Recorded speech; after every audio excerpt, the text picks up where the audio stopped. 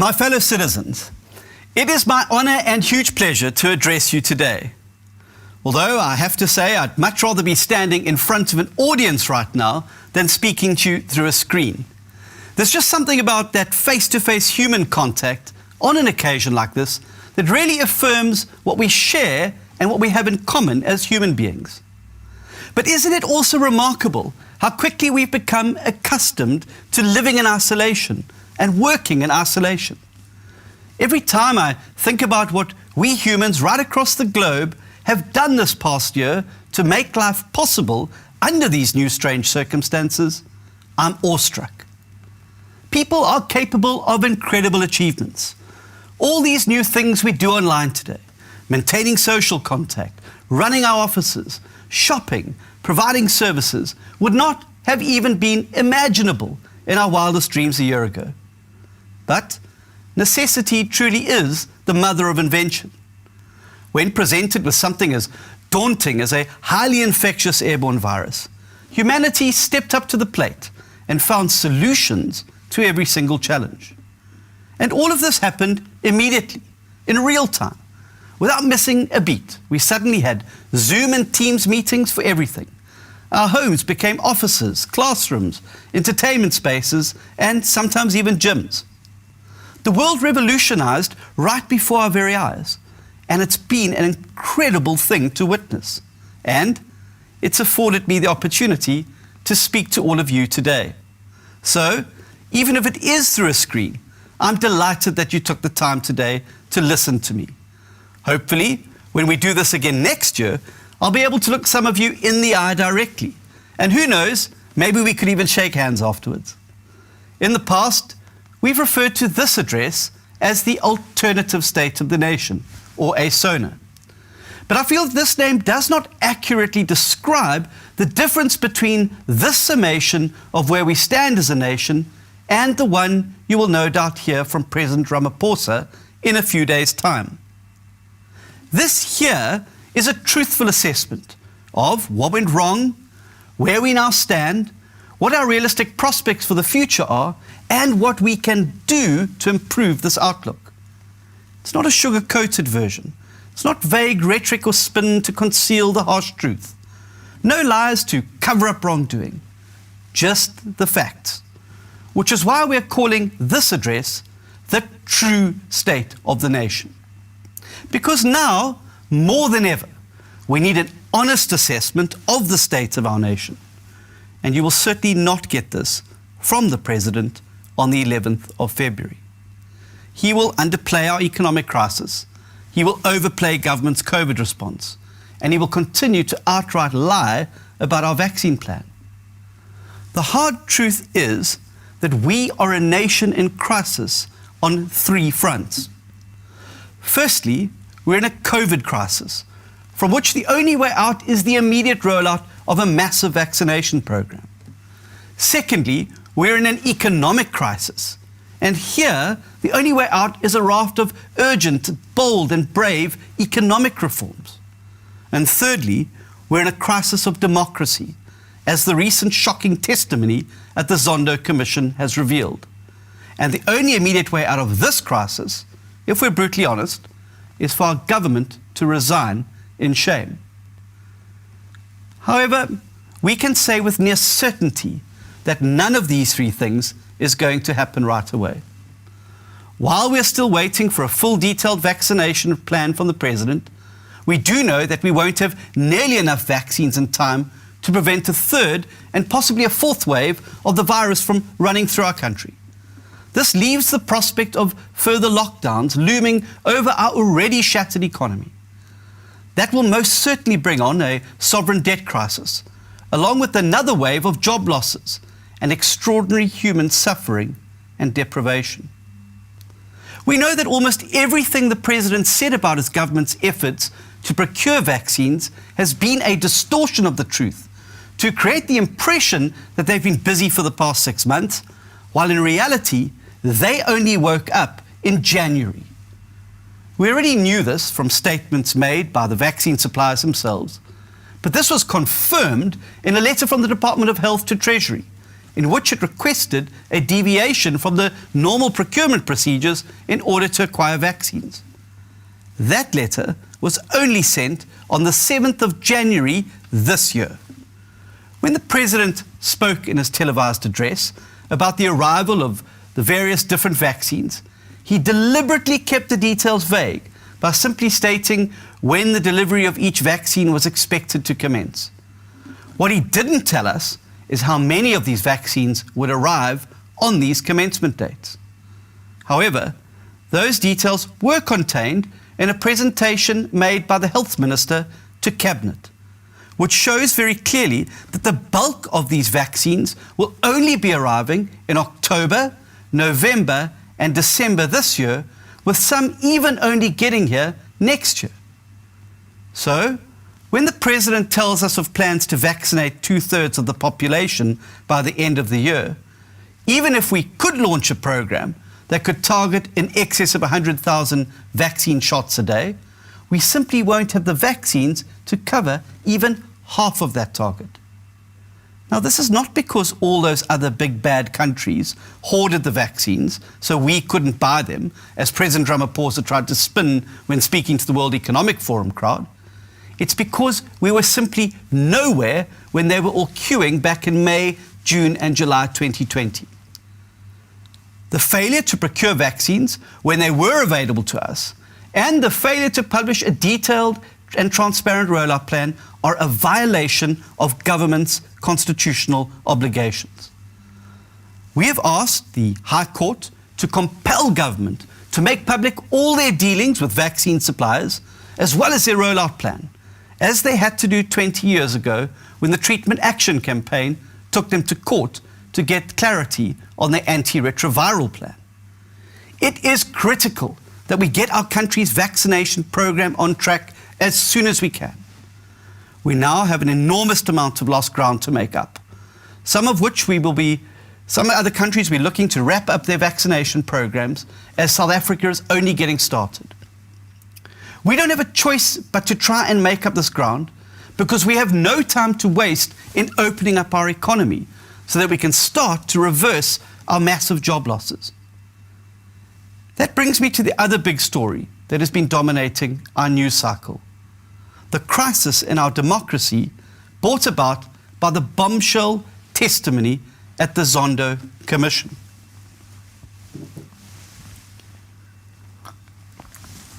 In a properly functioning democracy, this would have prompted the resignation of a government. Using taxpayer funds to secretly pay for propaganda news reporting, to sway the judiciary, to destabilize the government of the opposition, and to carry on enriching the disgraced former president is a scandal so large that for any government other than the ANC, it would have spelled the end.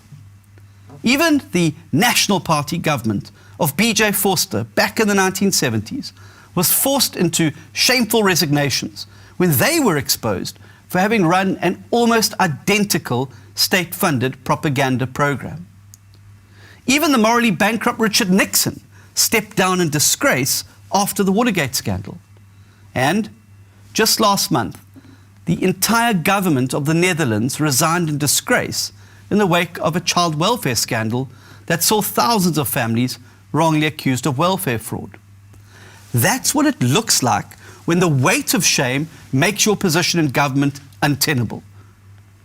It is inconceivable that, in a functioning democracy, a governing party that has been exposed for doing what the ANC has done would remain in office.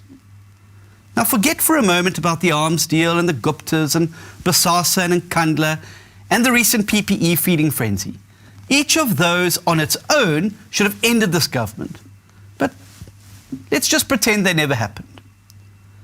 What went on over the course of a decade at the State Security Agency, with billions of rands of public funds, is nothing short of treason. If a revelation of this nature and magnitude does not trigger resignations, or at the very least dismissals, we have a fundamental flaw in our democracy. But there were no dismissals. And I'm not talking about now in the wake of Sidney Mufamadi's testimony at the Zondo Commission. I'm talking about back in 2018 when his high-level panel report was handed directly to President Ramaphosa. The president knew back then what was going on, and he knew who was implicated. And instead of firing the likes of David Mashlobo and Arthur Fraser, he found jobs for them in his administration. Now, whenever someone tries to tell you about the so-called good ANC trying to fight back against the so-called bad ANC, just remind yourself of this story. President Ramaphosa was given a report that spelt out in spectacular detail the biggest scandal his government had ever been involved in. In this report, he was given a recommendation to set up a task team to further unpack the events of the scandal, as well as a recommendation that he instruct law enforcement bodies to investigate and charge those involved. That was almost 3 years ago. And not only did Ramaphosa not follow these recommendations, he redeployed the main suspects into his own government. He knew every single detail of what David Mashlobo had done, and yet he still gave him a post in his cabinet. Fast forward 3 years later to the Zondo Commission, where all these sordid details are revealed, and we see State Security Minister Ayanda Dlodlo desperately trying to prevent the Acting Director General, Loyiso Jafta, from spilling any further beans. And it turns out, entirely unsurprisingly, that Dlodlo was doing so with the blessing of President Ramaphosa. There is no good and bad ANC. There is only one ANC, and it does not want you to know what it's been up to with your money because it reeks of treason. If the checks and balances of our democracy had functioned as they should, the ANC would not survive the scandal. But there's an even bigger issue than the state security saga that needs to be tackled at Zondo. This is an issue that sits at the very heart of every crisis and failure in our country. Last week, I submitted a list of questions to the Commission and requested that these be put to President Ramaphosa when he appears. Because until we deal decisively with this issue, we will not solve anything else in our country. I'm talking, of course, about the capture of the South African state, or, as the ANC likes to call it, cadre deployment. You see, there's this commonly held misconception that the idea of state capture is something that began and ended with Zuma and the Guptas, and that this chapter is now behind us. But that is an entirely wrong analysis. The Guptas didn't capture the state through Zuma and his allies in the ANC. The capturing part had happened a long time ago. What the Guptas did was simply to loot this captured state with the help of a weak and greedy president. They were simply opportunists who spotted a gap to siphon money off state contracts, and in Zuma they found their useful inside man, a crooked security guard who would let them into the vault. Now, none of that would have been possible had the state not already been captured by the ANC. And that project had started all the way back in 1997 at the party's Mafeking conference, where the policy of cadre deployment was officially adopted. Cadre deployment doesn't even try to disguise its objectives. It states up front that the aim is to extend ANC control over all levers of power in the state. This includes the civil service, all state-owned entities, the Reserve Bank, the NPA and SARS, the Electoral Commission, as well as Chapter 9 institutions such as the Public Protector and the Human Rights Commission. Shortly after adopting this policy, the ANC even boasted about its power to transform the judiciary and the Office of the Auditor General without needing constitutional changes. With not even a hint of shame or recognition of wrongdoing, the ANC freely admitted that this was a project intended to subvert the essential democratic principle of the separation of party and state. It has been allowed to continue unabated for the past 23 years, resulting in virtually every single problem we face as a nation today. Because the only criteria for deployment is loyalty to the party, our state has been completely hollowed out and is today just an empty husk of ANC yes men and women, devoid not only of skills, but also of the crucial ethos of service to our country. cadre deployment has entrenched a culture of impunity, as those who fail at their jobs, who are caught stealing from the public, are then simply redeployed elsewhere. And because ANC loyalists have been parachuted into the top of the NPA, SAPS, the Hawks and SARS, every single check and balance on the abuse of power has been weakened. The ineffective are rewarding themselves, the incompetent are assessing themselves, and the corrupt are policing themselves. And all this while the army of well-paid deployed cadres just grows and grows until the state is so bloated and so top-heavy with people adding no value at all that it simply ceases to function. Allow this to continue for more than 2 decades, and you end up where we are today, a broken state incapable of delivering on even the most basic of its obligations to the people. Every single problem in our country stems from this capture of the state by the ANC. Every parastatal that has collapsed or is in the process of doing so is because it has been captured through cadre deployment, mismanaged, and ultimately looted dry. Every broken health department and every dysfunctional education department across 8 of our 9 provinces can trace its demise directly back to the caliber of the cadres deployed to its leadership. Our inability in this country to bring crime under control, or to manage and protect our rail infrastructure, or to run local governments with even a slight semblance of competence, are all because of the state capture project of the ANC. And where we need to see some accountability for all of this, where we need to secure prosecutions for the looting of the state, cadre deployment once again trips us up because the foxes have been deployed to guard the henhouse. If we want to be honest and realistic about the challenges we face in this country, we need to learn to connect all the dots. For some reason, most analysis stops just short of connecting the most critical of all dots, and that is the role of the ANC's policy of cadre deployment in the economic, social, and governance collapse that we see today. More than enough has been written about government's poor policy decisions, weak leadership, or systemic corruption.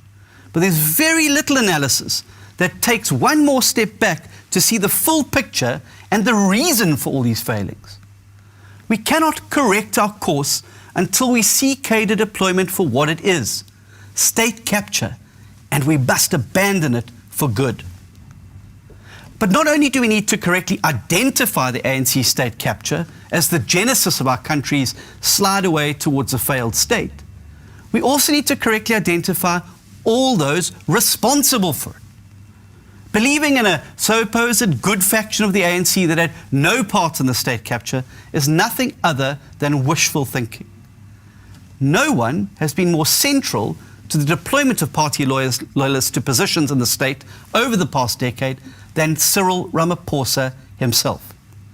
He headed up the ANC's cadre deployment committee from 2014 to 2018, when he took over the presidency from Jacob Zuma. During this time, some of the very worst appointments were made to our state-owned entities, and public service and corruption skyrocketed. It is imperative that Mr. Ramaphosa answers the questions we sent to the Zondo Commission. South Africans deserve to know what his role was in the capture of the state, and, importantly, where he stands on this policy today. He will need to accept responsibility for every deployment that happened on his watch. Once he's done this, he will have a chance to denounce the practice and inform South Africans that he intends to guide his party towards a true meritocracy, free from political manipulation.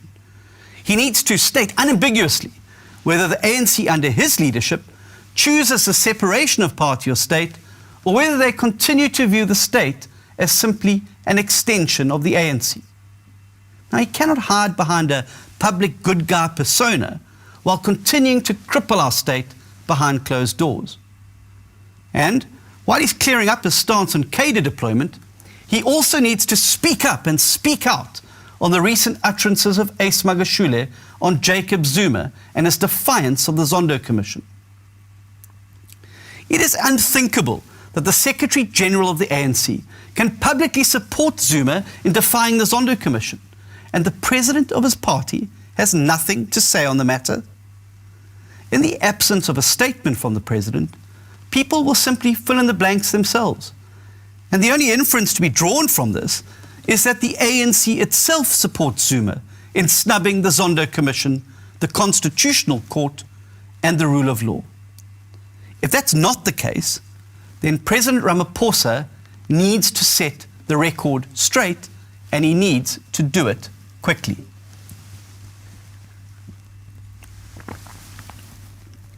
Fellow citizens, all of these things, rolling out a massive vaccination program so that our economy can open up fully, demanding accountability and repercussions for the Zondo bombshells, and turning our backs on cadre deployment once and for all, are critical if we want to tackle our biggest challenge, our stalled economy. We cannot begin to do so if we are to remain in this lockdown limbo forever. We cannot begin to do so if the looters of our state remain safely ensconced in their positions. We cannot begin to do so if we don't start building a merit-based, apolitical state machine right away. And we simply have no more time to waste. We've run out of road, as every single economist and analyst will tell you.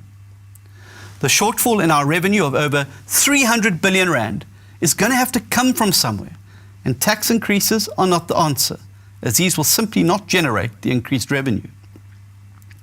We are projected, according to the borrowing figures in last year's budget, to reach a national debt of 4.5 trillion rand in 2 years' time. And some call that the best case scenario. And a broad unemployment rate of over 40% and climbing. Every single day now is a powder keg waiting for a spark.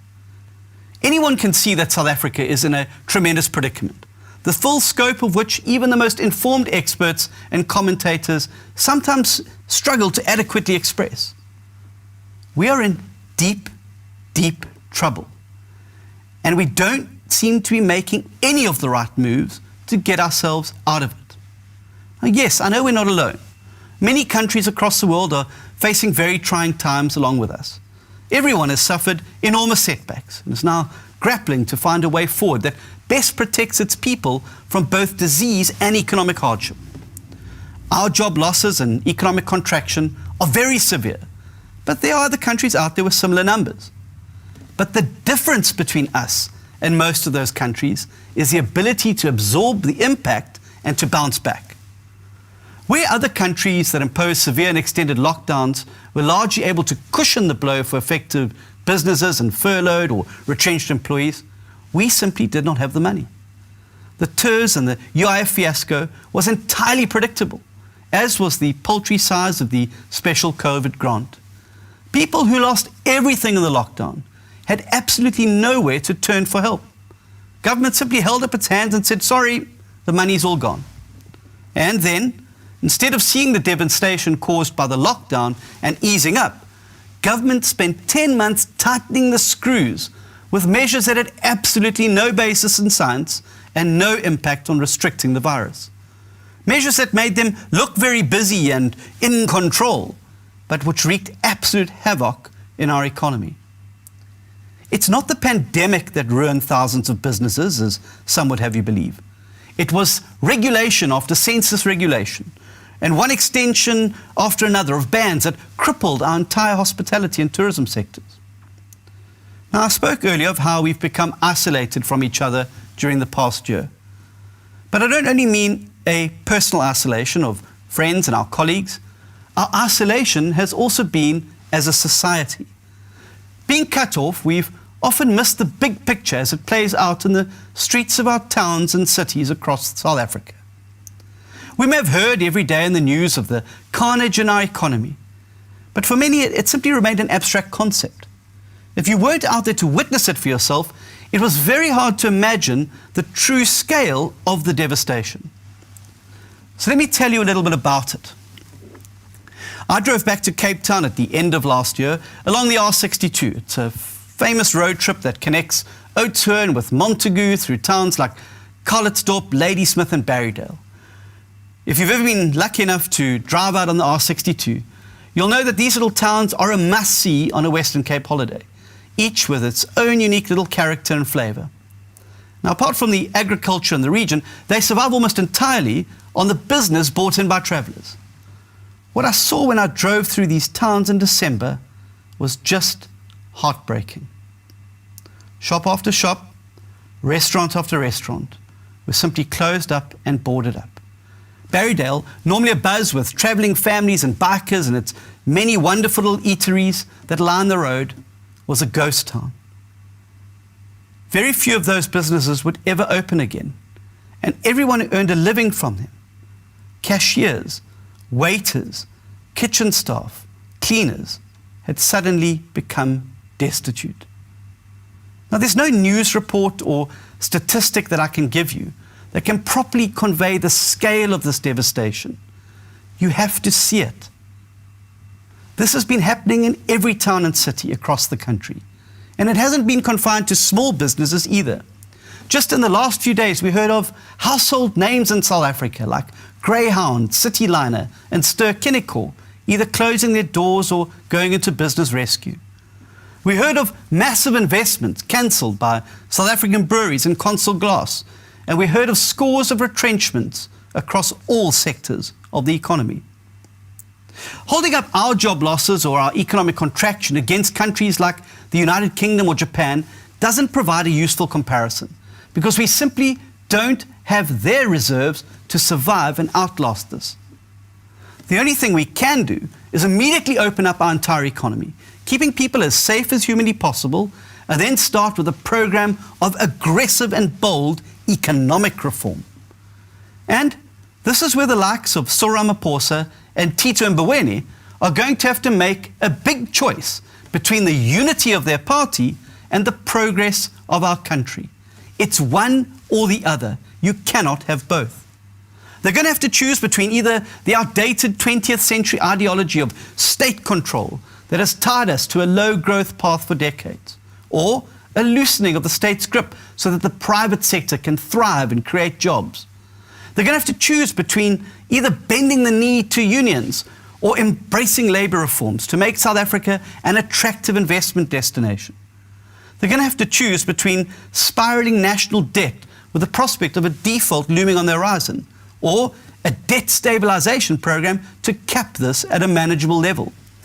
They're going to have to choose between a government monopoly on energy supply with all its load shedding and spiralling costs, or an energy market that is open to far more independent suppliers and competition. They're going to have to choose between the crippling effects of triple BEE or a version of empowerment that doesn't chase away investments and actually targets those South Africans who are most in need of redress. They're also going to have to choose between expropriation without compensation or strong property rights. In short, they're going to have to make a choice between party and country. And sadly, this is something they've never been able to get right. But citizens, we dare not lose hope. We simply have to keep plugging away with what we know are the sensible and achievable solutions to reform our economy, and then hope that that message finds fertile soil among a critical mass of South Africans, including some of those in the governing party. I'm convinced that there are enough South Africans who share the same values and the same vision for our country, but that we've simply not found a way to discover each other yet. Right now, we are spread across different parties, or perhaps some of us have even just lost faith in the democratic process altogether, and so we remain largely invisible to each other. But if we are to wrest our country from those who have hijacked it for their own gain, we're going to have to find each other. We're going to have to look past old political allegiances and all the other things that still push us into separate little boxes like race, language, and culture. Because underneath all those superficial things, many of us share a common dream for South Africa. Now, I've long held that our political landscape is due for a shake-up, a breaking up of the continent to realign in new land masses. I don't believe our current alignments accurately reflect the values we all hold as South Africans. And I think there is enormous potential for a realignment around the meaningful things that bring us and bind us together, values, principles and vision, rather than these superficial identities. If we can do this, then I think that we will find that those of us who want an honest government, those of us who want a vibrant growing economy, those of us who want the dignity of a job, those of us who want our children to be safe and well educated, those of us who believe in one set of laws for everyone, and those of us who believe we are so much more than just the color of our skin, we will be in the majority. So let us go out and find each other before the country suffers too much damage for us to be able to fix it. Let us discover who the reformers are in our country, no matter what political party they currently call home. Let's build a new majority around the things that truly matter for our future. Sooner or later, we will emerge from this pandemic. We will return to our schools and our universities and workplaces and sports stadiums. We will get back every freedom that has been taken away and more. So, let's do all we can to ensure that we have a country, an economy that's worth returning to. That's what I'm committed to building in South Africa, and I hope that you are too. Thank you for listening.